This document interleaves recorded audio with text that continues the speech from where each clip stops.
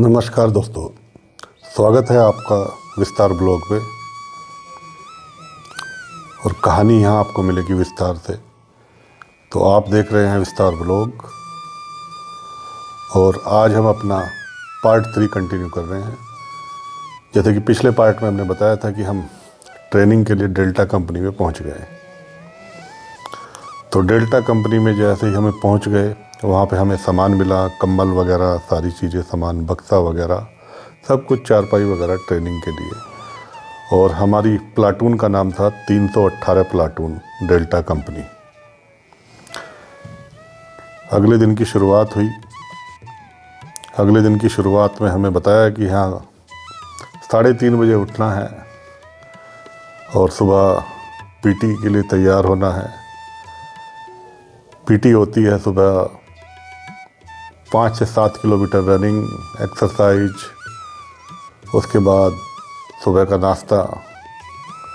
नाश्ते में सुबह 5 पूरियाँ, चाय, सब्जी मिलती थी। उसके बाद क्योंकि हमारा दूसरा ही दिन था, फिर नंबर आता है बाल कटिंग का। तो हमारी कटिंग के लिए लाइन लग गई। कटिंग जो बाल कटिंग है उसे मिस्टीन कटिंग कहते हैं फौज में। मिस्टीन कटिंग, जीरो कट, बिल्कुल जो है, जो सिविल में लंबे लंबे बाल रखे थे वो सब कट गए। वो सब वहाँ बाल जो हैं, जो बहुत लंबे लंबे बाल रखे थे लड़कों ने सभी, वो सभी के जो है मिस्टीन कट हो गया, बिल्कुल जीरो कट, बिल्कुल। तो वहाँ से कटिंग होते ही बन जाते हैं रिक्रूट। जो ट्रेनिंग करते हैं बच्चे, उन्हें बोलते हैं रिक्रूट। तो 318 प्लाटून में हमारी ट्रेनिंग शुरू हुई। ट्रेनिंग धीरे धीरे बीतती रही। वही सुबह 3:30 बजे उठना, भाग दौड़। कभी कभी ऐसा होता था कि दाढ़ी भी नहीं बना पाते थे, तो रास्ते में चलते चलते जो है अंधेरे में दाढ़ी बनाते थे। सुबह जाते, कोत बोलते हैं जहाँ हथियार रखे रहते हैं, वहाँ पे जाते, लाइन में लगते, हथियार लेते और वहाँ से फिर हथियार को रखते, फिर पीटी ग्राउंड में पहुँचते, पीटी फाइलिंग होती। दिनचर्या चलती रही। धीरे धीरे समय बीतता रहा। ट्रेनिंग हमारी जो है 6 महीने की हो गई। 6 महीने की ट्रेनिंग के बाद 28 दिन की छुट्टी मिलती है। तो काफ़ी लंबा समय हो चुका था, 6 महीने घर वालों को देखे हुए भी। उस समय मोबाइल फ़ोन वगैरह नहीं चलते थे, चिट्ठी चलती थी। तो चिट्ठियाँ लिखते थे, हम भी अपने मम्मी पापा को चिट्ठी लिखते थे गांव में, और वो भी हमें चिट्ठी ही लिखते थे।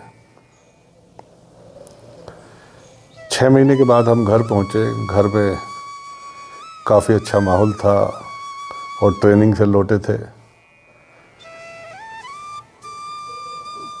28 दिन कब गुजर गए मालूम ही नहीं चला। वापस जाने का समय आ गया और दोबारा जो है ट्रेनिंग सेंटर फतेहगढ़ पहुँच गए हम। उसके बाद एडवांस ट्रेनिंग होती है। फिर ट्रेनिंग बचती है 3 महीने की। तो 3 महीने की ट्रेनिंग भी धीरे धीरे हमने जो है पास आउट हुए। फिर फाइनली वो दिन आया जिसे बोलते हैं पासिंग आउट परेड, कसम परेड। तो कसम परेड हुई, पासिंग आउट परेड हुई। उसमें क्या होता है? उसमें होता ये है कि आपको गीता पे हाथ रख के कसम दिलवाई जाती है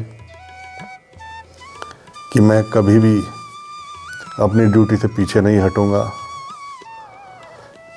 मुझे हवा के रास्ते, जल के रास्ते, वायु के रास्ते जहाँ भी भेजा जाएगा मैं वहाँ जाऊंगा, अपनी ड्यूटी का निर्वहन करूंगा अच्छे से और देश के लिए हमेशा खड़ा रहूंगा। ये शपथ लेने के बाद पूर्ण रूप से एक रिक्रूट बन जाता है ट्रेंड सोल्जर। अब ट्रेंड सोल्जर हम बन चुके थे। अब बारी थी हमारी पोस्टिंग की कि कहाँ पोस्टिंग होगी। अगले दिन नेक्स्ट डे पोस्टिंग का मालूम चलता कि कहाँ पोस्टिंग हुई है। तो सभी बच्चों की यूनिटें निकली। मेरी पोस्टिंग दोस्तों हुई 3 राजपूत में, 3 राजपूत रेजिमेंट। 3 राजपूत उस समय जोशीमठ में थी। तो मालूम चला कि देवभूमि में पोस्टिंग हुई है। और उस समय जोशीमठ यूपी का ही हिस्सा था, अभी उत्तराखंड है। तो पोस्टिंग होते ही सेंटर से भेज दिया जाता है। करीब 5-7 दिन की छुट्टियां मिलती हैं, उस बीच घर रुक सकता है। घर रुकते हैं 5-7 दिन, फिर उसके बाद रिपोर्ट करनी होती है। तो फाइनली 3 राजपूत में हमारी पोस्टिंग हो गई। घर पहुंचे, छुट्टियां ख़त्म हुई, अपना सामान पैक किया और वहाँ से निकल चले हम ड्यूटी ज्वाइनिंग के लिए। ड्यूटी ज्वाइनिंग थी हमारी रायवाला ऋषिकेश से पहले पड़ता है। एक जगह का नाम है रायवाला, वहाँ ट्रांजिट कैंप है। तो वहाँ पे रिपोर्ट की हमने। रिपोर्ट करने के बाद में होता क्या है कि एक दिन वहाँ रुकते हैं, अगले दिन सुबह वहाँ से जीएमओ बस चलती थी जोशीमठ के लिए, जिसमें जितने भी आर्मी के बंदे इकट्ठे हुए रहते थे वो सब को इकट्ठा करके एक बस नियुक्त होती थी और बस में सभी बैठ के जोशीमठ के लिए जाते थे। अगले दिन सुबह सुबह उठे, जीएमओ में बैठे, अपने सामान रखा और जोशीमठ जाने की तैयारी ही हो रही थी कि जब ही मालूम चला कि 3 राजपूत ट्रेनिंग के लिए देहरादून रायपुर एक्सरसाइज के लिए आई हुई है। तो हमें बस से उतार लिया गया और बस से उतार के हम करीब 8-10 बच्चे थे जो हम पोस्टिंग हुए थे 3 राजपूत में। तो 8-10 को उतार लिया गया और 3 राजपूत की गाड़ी हमें लेने आई। रायवाला से हम पहुँचे रायपुर एक्सरसाइज ग्राउंड, जहाँ यूनिट एक्सरसाइज कर रही थी। तो वहाँ पे रुके, पहुँच गए। वहाँ पे सबसे पहले इंटरव्यू होता है, पूछा जाता है आपका नाम क्या है, आपकी जाति क्या है, इस तरीके से। तो फिलहाल जब हम ग्राउंड में वहाँ पहुँच गए, इंटरव्यू हुआ हमारा, तो हमें वहाँ पे मिली ब्राउ कंपनी 4 प्लाटून। 3 राजपूत में जो है ब्राउ कंपनी 4 प्लाटून हमारी प्लाटून थी। ट्रेनिंग समाप्त हो चुकी थी 3 राजपूत की। तो वहाँ से बस 2 दिन बाद गाड़ियों में सब सामान लोड हो रहा था। जो ट्रेनिंग ऑल इंडियन आर्मी की ट्रेनिंग थी, तो उसमें ट्रेनिंग में 3 राजपूत फर्स्ट आई थी। ये 98 दिसंबर की बात है, 1998 दिसंबर में 3 राजपूत फर्स्ट आई थी। उस समय कर्नल थे ए चक्रवर्ती। ट्रेनिंग वहाँ से ख़त्म हुई, रायपुर से निकले, पहुँच गए जोशीमठ। एक ठंडा एरिया है। बर्फ़ जोशीमठ में तो कभी कभार की पड़ती है, लेकिन ऊपर चारों तरफ बर्फ़ पड़ी रहती है, तो ठंड बहुत होती है। ठंडा इलाका है। वहाँ करीब हम लोग 99 आ गया, 1999 आ गया। 1999 में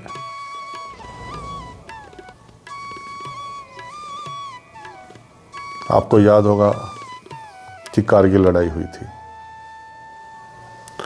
तो 1999 में क्योंकि इंडियन आर्मी की ट्रेनिंग में 3 राजपूत फर्स्ट आई थी, तो जोशीमठ से हमारी यूनिट को ऑर्डर मिला कि 3 राजपूत कारगिल लड़ाई में जाएगी। कारगिल लड़ाई में जाएगी तो सभी तैयारियां होने लगी और वो दिन आ गया कि जब सामान गाड़ियों में लोड हुआ और लोड होके सामान हम लोगों को जोशीमठ से रानीखेत होते हुए बरेली पहुँचे। बरेली जब पहुँचे तो नाइट स्टे हुआ वहीं पे बरेली में और सुबह 4:30-5 बजे वहाँ पे इंडियन एयरफोर्स वायुसेना का विमान, बहुत बड़ा विमान खड़ा हुआ था, जिसके अंदर 3-4 गाड़ियाँ आ जाती हैं। 150, 200, 250 बंदे आ जाते हैं उसके अंदर अपने सामान के साथ, अपने वेपन के साथ। तो वहाँ से जो वायुसेना का विमान था उसमें सब सामान लोड हो गया, गाड़ियाँ, वेपन, अम्यूनिशन, सब सामान सभी का। हम लोग भी बैठ गए और विमान वहाँ से उड़ा। फिर विमान उड़ा तो कुछ समय बाद विमान का पायलट, जैसे कि सभी पायलट अनाउंसमेंट करते हैं, तो वायुसेना के पायलट ने भी अनाउंसमेंट की कि 1 घंटा 10 मिनट का समय लगेगा हमें लेह पहुंचने में, और 1 घंटा 10 मिनट बाद आप सभी लेह में होंगे। इस बीच जोजिला पहाड़ी, एक जोजिला पहाड़ी का नाम सुना होगा, वहाँ पर गुरुत्वाकर्षण बल बहुत ज़्यादा है, चुंबकीय क्षेत्र है। तो जब उसके ऊपर से हवाई जहाज़ निकलता है तो बड़ी आवाज़ होती है, क्योंकि चुंबक अपनी तरफ खींचती है हवाई जहाज़ को, तो बहुत जो है झरझर की आवाज़ होती है। तो वहाँ से वो भी अनाउंसमेंट हुई कि अभी आप जोजिला पास से गुजर रहे हैं। और 1 घंटा 10 मिनट की जो है सफ़र करके हम लोग उतरे लेह।